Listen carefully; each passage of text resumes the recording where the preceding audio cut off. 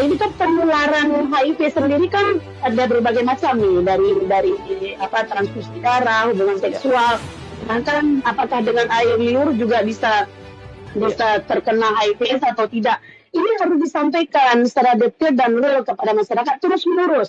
oke, Saya yakin memang ya bahwa pemerintah itu sudah kami sudah sosialisasi mhm, sejauh mana itu dilakukan. oke, Saya rasa semakin meningkatnya data HIVS itu pemerintah ataupun dinas kesehatan dalam hal ini harus lebih gencar lagi, harus lebih dalam lagi, masuk sampai ke pelosok. Nah, oke, sehingga pengetahuan terkait dengan HIVS ini bisa bisa bisa diterima dan kemudian bisa menjadi suatu pencegahan yang menyeluruh kepada seluruh masyarakat, begitu juga di kawasan di kaula muda, apalagi kan datanya itu kan dari umur 21 sampai 30, masih muda lah ya kan. ya. Nah, ini harus benar-benar menurut saya maksimal dalam melakukan pencegahan.